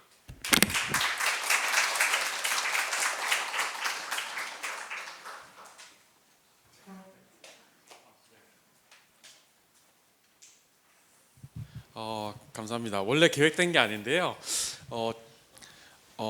그 풋프린츠 저희 팀에서도 같이 나와가지고 한번 진행하면서 어떤 이제 고민, 어려움이 있었는지, 또 제가 힘들게 하지 않았는지 뭐 이런 얘기도 해도 되고요. 사실 이 방 안에 이 풋프린츠 데이터를 이제 만들 때 담당을 했었고, 또 이제 같은 동료로서 도왔던 동료들도 꽤 많아요, 이 방에. 여기 지금 보니까 we have Dan now. Dan도 있고, 유림, 손 한번 들어보세요. 이 풋프린츠 프로젝트에 저희 TWJ에서 이렇게 참여하고 했던 분들 손 한번 다 들어보시겠어요? 지금? 네, just raise hand. 네, 또 뒤에 크게 신 안 했어요? 네, 또 승주 있죠? 네, Dan 있고 유림 맞죠? 유림 쌤도 그죠? 네, 맞아요, 성 쌤도 있고 맞아요. 자, 이 중에 제가 2분을 앞으로 좀 같이 해서 우리 매니저인 그 강정현 선생님이랑 박성화 선생님이랑 2분이 같이 와가지고요. 이 두 분이 엄청나게 많은 시간들을 서로 주고받고 하면서 진행을 했었어요. 그리고 이 시간이 사실 5년이 걸렸어요. 아까 3년이지만 그 전에 페이즈 1 때는 2년 동안 작업을 했었고요. 총 5년이 걸려서 이게 나온 거예요. 아까 이제 도너 얘기를 했었지만 상당히 인내심이 많게 저희도 지원을 받으면서 진행을 했는데 이렇게 네 분이 같이 질문을 받으면서 얘기를 하시면 어떨까라는 생각이 들어가지고 제가 갑자기 부탁드렸습니다. 고맙습니다. 궁금하신 걸 먼저 질문을 받을까요? 네, 제가 마이크를 이제 돌게요. 이름 얘기해 주시고, 한국어 해주시고. 네, 안녕하세요. 저는 한보이스의 최유림입니다. 저는 두 가지 질문이 있는데 첫 번째 그 풋프린트에서 왜 연령대로 그 데이터를 나누셨는지랑 그게 왜 중요한지 네, 그게 첫 번째 질문이고 이제 두 번째 질문은 그 아까 보노 선생님이 말씀하신 데이터와 그 현실이 그러니까 모든 현실을 그 데이터에 담을 수 없는데 그렇고 데이터가 이제 모든 거를 그러니까 데이터에 너무 중요성을 이제 부과하지 말라는 약간 말로도 들리는데 근데 지금 요즘 시대에는 데이터에 너무 이렇게 너무 약간 맹신하는 거나 이제 데이터에 너무 이렇게 오버 엠퍼사이즈 돼 있어 가지고 그거를 놓지 않으면서 이거를 관가하지 않으면서 이제 현실을 더 잘 반영할 수 있는 뭔 다른 내러티브가 있으신지 특히 이제 데이터가 서양 중심으로 이렇게 많이 발전했고 그렇게 되어 있다고 하셨는데 그거랑 이제 특히 북한에서 북한의 현실과 또 데이터를 이 브릿지를 어떻게 잘 이렇게 연결할 수 있을지 통역을 잘 하셨을지 모르겠는데. 또 질문 2개 더 받을게요. 여기 먼저 드릴게요. 네, 안녕하세요. 통일만면협회 대표 김정아입니다. 앉아서 할게요. 예, 데이터의 부분에서 데이터를 현재 탈북 여성 단체 최초로 유일하게 데이터 700명 정도의 데이터를 2020년부터 보유하고 있습니다. 근데 그 데이터를 수집할 때 그거와 그 데이터를 보고서로 전환을 해서 국제사회 어드보커시로 옹호 활동을 할 때 왜 우리가 더 힘들었는지 문제를 오늘 강의를 들으면서 정말 많이 느꼈어요. 그러면 우리는 지금 현재 20년 당시에 521명의 데이터와 지금 작년 연말에 우리가 이제 또 한 3개월 동안 또 더 추가 수집했던 데이터가 하나로 연결이 돼 있지만 주제가 분리는 돼 있어요. 그게 아까 무슨 말씀을 하는지 거기서 이게 여기서 문제였구나라는 걸 생각했는데 이거를 하나로 지금 합쳐야 하는 게 지금 우리의 과제인 거거든요. 그런 문제를 했을 때 지금 어제도 제가 좀 잠깐 질문 드렸고 언어의 문제나 주제 이슈들이 다른 것 같지만 하나로 이렇게 나눠서 지금 연결이 돼 있는데 이거를 하나로 통합할 때 지금 아까 또 그 발표에서 모든 데이터를 갖고 있다고 해도 처음부터 다시 한다고 했잖아요. 그러니까 그런 부분을 지금 어디에서부터 내가 다시 이거를 다 해야 될지 이거를 통째로 다 할 때 과연 여기에서 종합적인 데이터를 우리가 최종 얻는 그 시점을 기간을 우리가 얼마나 정리를 해야 될지 이런 부분이 있고 여기에서 가장 핵심적인 주제는 뭐 주제가 가장 다 중요하고 각 기관들마다의 주제도 너무 중요하지만 통일맘의 가장 강력한 주제는 북한을 탈북하면서 한국으로 돌아오는 그 여정에 북한과 중국의 자녀와 이별한 엄마들의 문제가 여성 인권의 문제와 아동의 인권 문제가 복합이 되어 있어요. 그러니까 이 문제를 데이터상에 보여줘야 이제 우리의 이 복잡하고 꼬인 정말 그 끔찍한 인생들을 다 말해줄 수가 있는데 그게 가장 어려운 과제였어요. 그래서 그런 문제를 해결하는데 첫째로 시간의 문제, 뭐 비용의 문제는 나중에 이제 만약 한다면 이제 논의를 할 수 있겠지만, 두 번째 문제는 이 데이터를 그렇다고 해서 기존 데이터를 우리는 절대로 버릴 수 있는 상황은 아니에요. 특히 중국 내에 있는 탈북민들 221명 데이터 그거 수집할 때 우리 운영진 탈북 여성 운영진이 전체가 다 쓰러지고 병원에 실려가고 그 사태에 벌어지면서 정말 목숨 걸고 우리가 그걸 구해냈는데, 이런 기존의 데이터를 살릴 수 있는 방법이 어떤 방법이 있는지 그거는 너무 좀 필요한 상황인 것 같아요.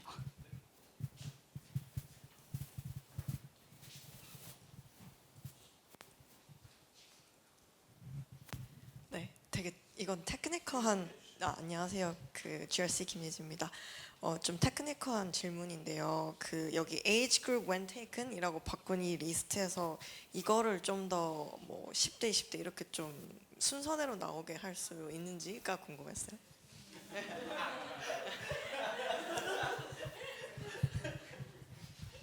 하나만 더 받을까요? 한 번에 그리고 모아서 다. 지금 여기까지만 일단 하겠습니다. 김한 하시겠어요? 해주세요. Hi, well, my name is Han, and I'm an intern at TJ. So, well, I recently worked on the Excel files and Huey docs, like data, like justifying data and some some kind of work. And my question is, like in collecting data in cases or incidents, how can you guys distinguish? Is it either credible data or non-credible data?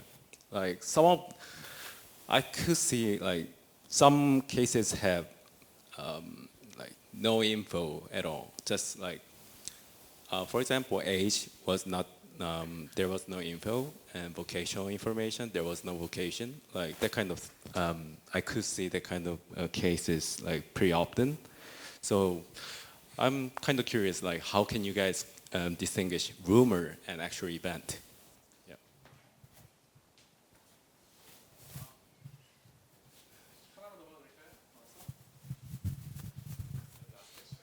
I think we talked. Oh, I was also an intern working at TJWG. So we also worked at the database, and we just talked about like the data structure is supposed to be formed in a way serves the purpose of the database. So I wonder,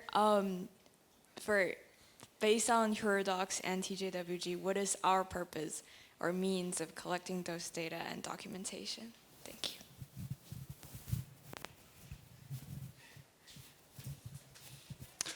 남아있는 시간상 우선순위는 TWG 밖에서 오신 분들 질문 먼저 답해 주시고요. 저희는 저희 또 돌아가서 집에서 또 얘기를 설명할 수도 있으니까 네, 우선순위 그렇게 하겠습니다. 누가 먼저 하시겠어요?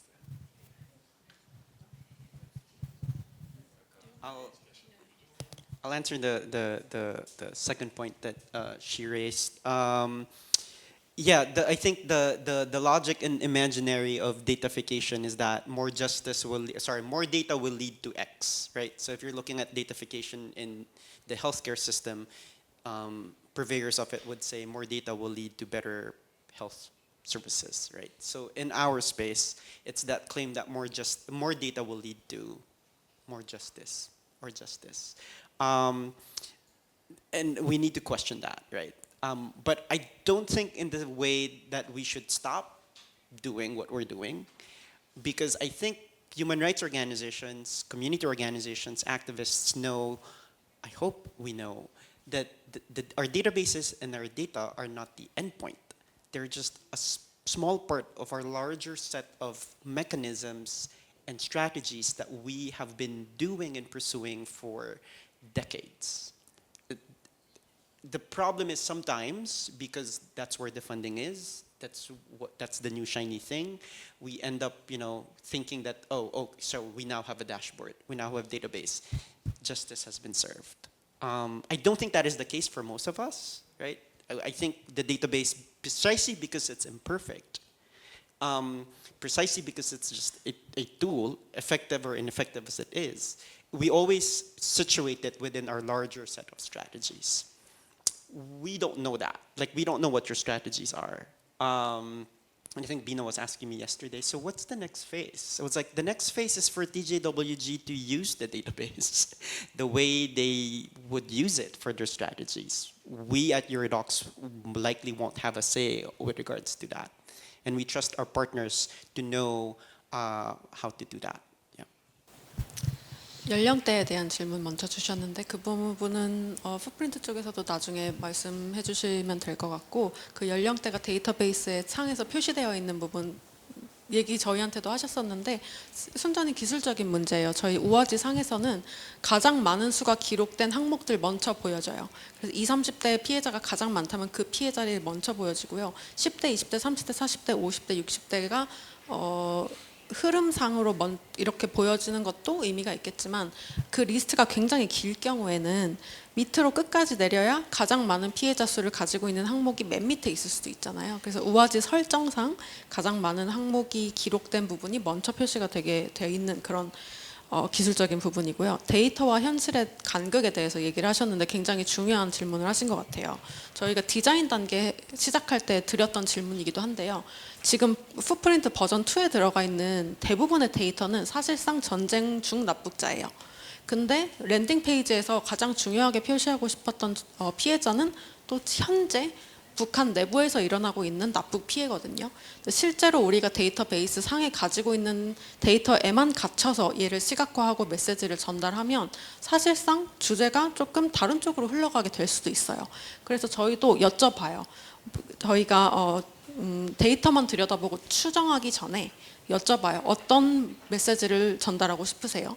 그래서 저희 랜딩 페이지나 뭐 상세 페이지를 들어가 보면 아시겠지만 Prisoner of Wars, 전쟁 중 전쟁 피해포로는 사실상 지금 데이터베이스에 올라와 있는 사례가 하나밖에 없어요. 근데도 저희가 그 자체 페이지를 따로 할애해서 그 부분에 대한 설명을 했어요. 왜냐하면 데이터가 적게 수집되어 있다고 그 데이터가 중요하지 않은 건 아니기 때문에요. 이런 피해가 있다고 추정하고 있지만 현재 기록되어 있는 실제 기록되어 있는 피해자 수는 1명밖에 없습니다. 근데 이 피해가 일어나고 있다는 말은 일어나고 있지 않다는 말은 아닙니다. 다만 그만큼 이 피해가 기록하기 힘들고 그만큼 더 많은 노력이 필요한 문제라는 걸 거꾸로 시사하고 있습니다. 라는 걸 글로 표현했어요.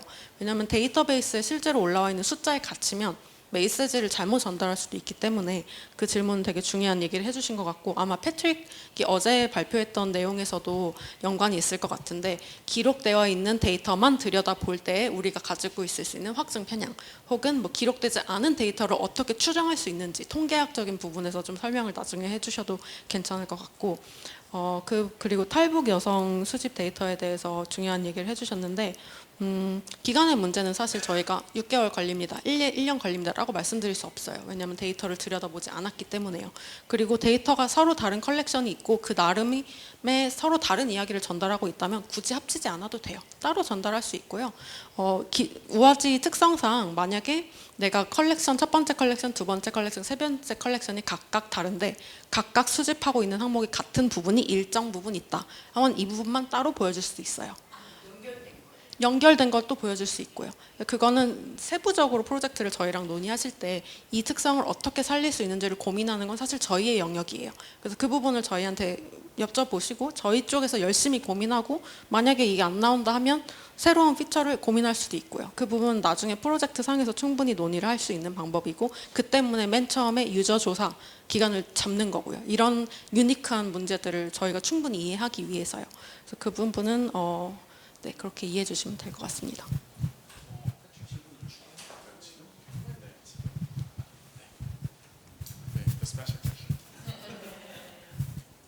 You got to it at the end. I'm curious because you said most of our victims are from a certain age. But I imagine that the most popular category of age is unknown.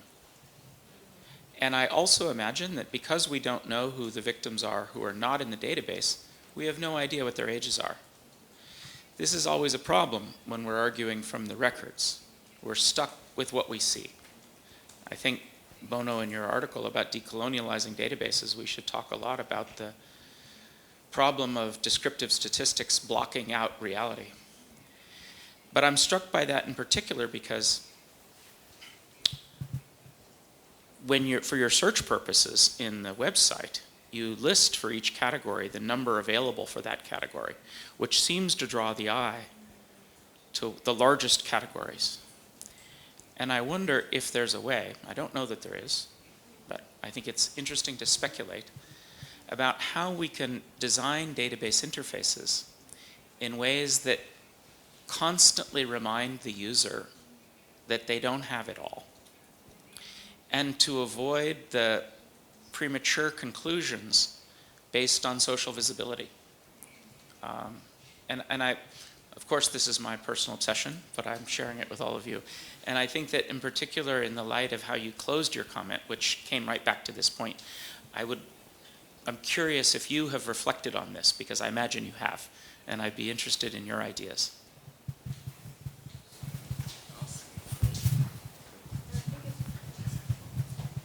I think it's really important question.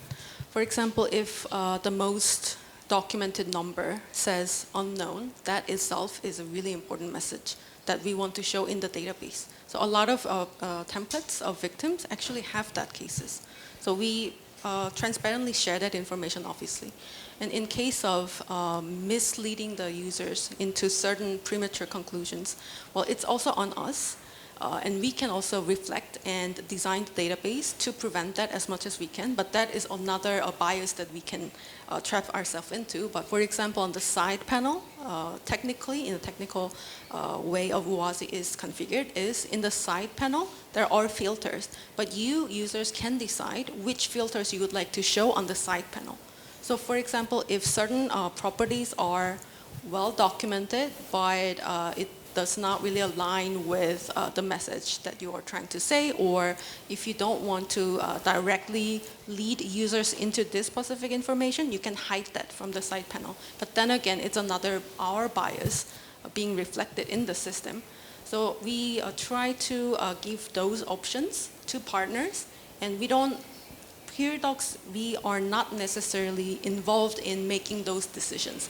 We provide options, but they're the one actually who are deciding how they want to visualize their data. So it's slightly out of our scope of work. Our job would be to provide an ample options within the system so that they can choose themselves.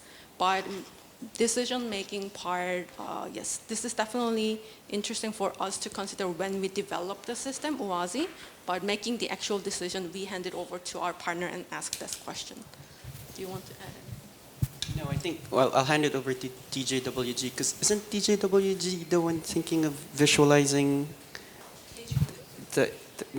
wherein like this is the data set that you have, but this is actually the entire phenomenon. It's you guys, right? Yeah. Just want to make sure.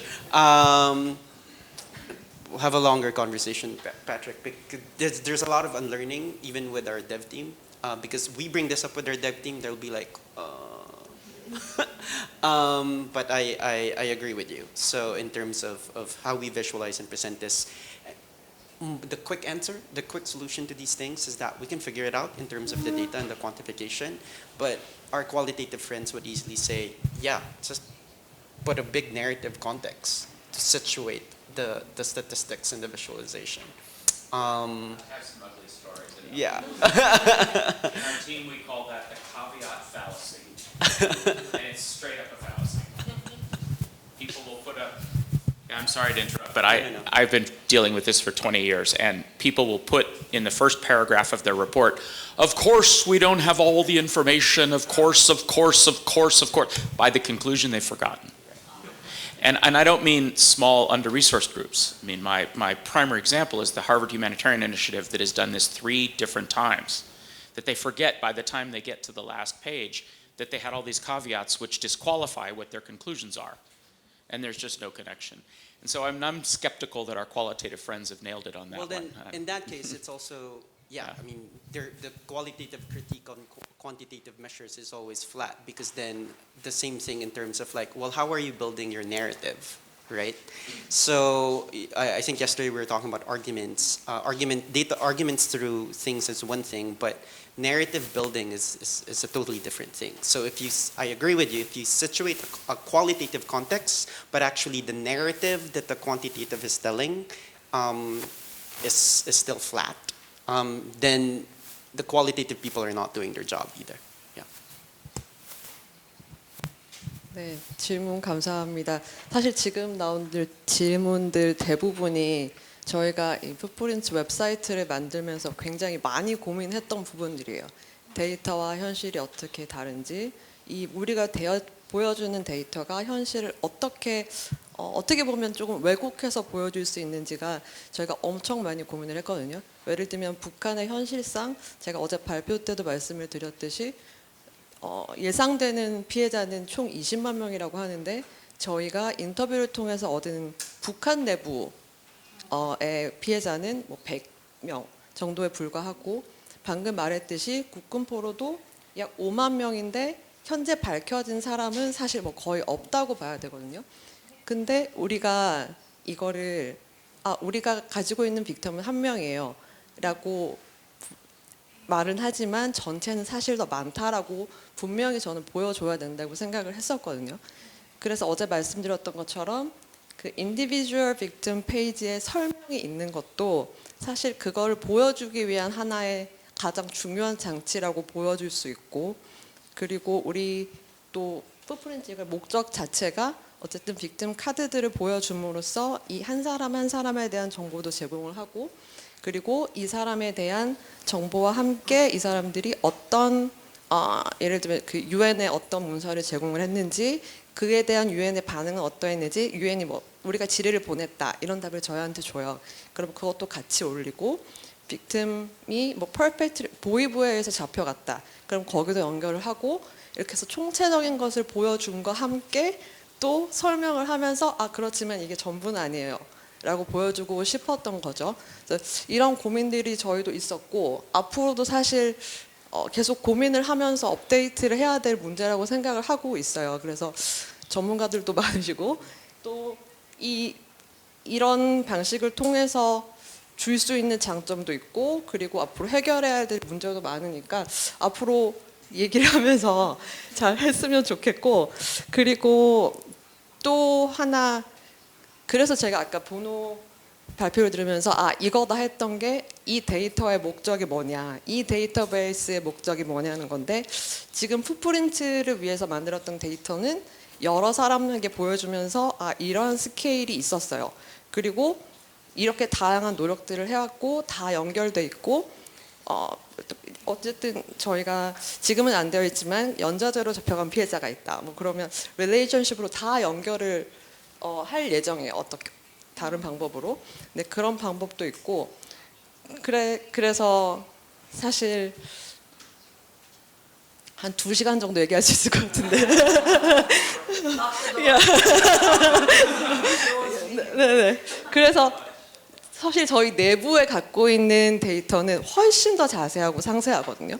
그래서 아까 보여준 것처럼 뭐 age when taken이라고 하면 이 데이터를 보는 사람들을 위한 거고, 사실 저는 글자가 많은 걸 엄청 좋아하는 사람이라서 age when like 자유박탈, 체포, 납치, 구금 시의 나이를 선호하는 사람은 리서처로서의 전데, 이걸 처음 보는 사람들은 그게 아니잖아요. 그래서 저희도 만들면서 이거에 대한 얘기를 엄청 많이 했거든요.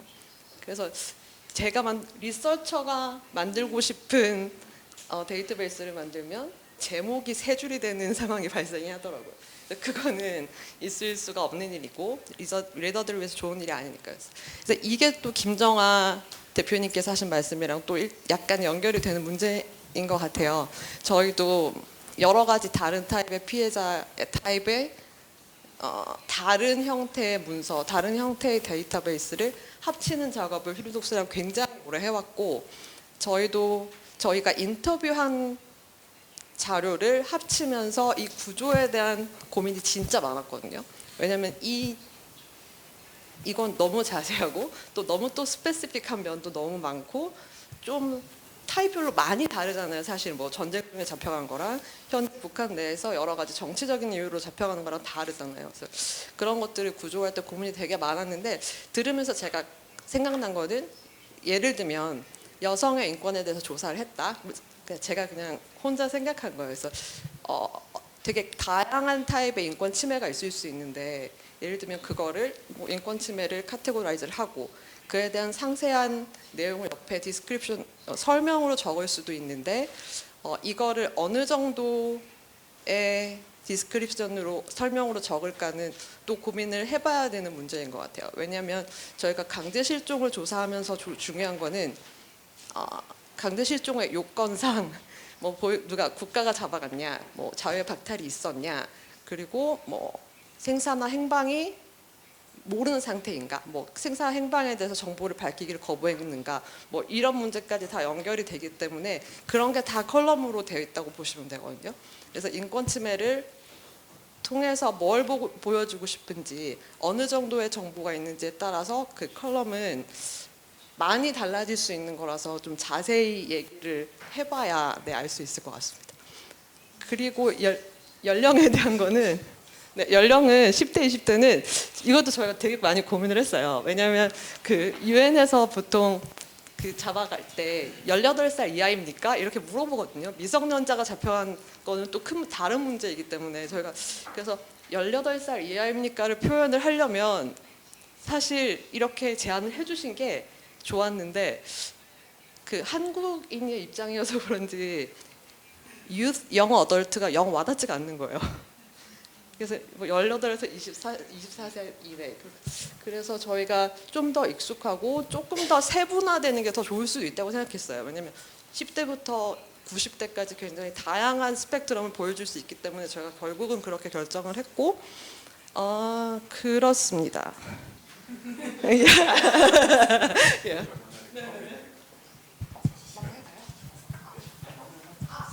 Okay, yeah, I think we're coming to lunchtime, so I'll keep my comment short and sweet. Just commenting on the age part a little bit. I think Chonghyun beautifully mentioned how the rationale behind like how we categorize it, why we categorize it. It's because we want this database to be used by a lot of people, and we wanted to use as one of the filters. And as Hebi mentioned, it is one of the features that users go to and they go into our database. And I think age group is one of the main factors people think of when they want to identify a person. So that's why we have categorized the victims into different age groups. And just one last comment, I think our fellows didn't raise their hands when we asked who participated in the Footprints database work. They put in a lot of work doing the data auditing right before the lunch, so I just wanted to give them a quick shout out. And I think we're all ready for lunch. 네, 굉장히 첫 회의를 아주 꽉 차게 또 실질적으로 만들어서 감사합니다. 뭐 다 답변할 시간 없었지만 따로따로 또 이렇게 답변하고 더 얘기를 하시면 좋겠고요.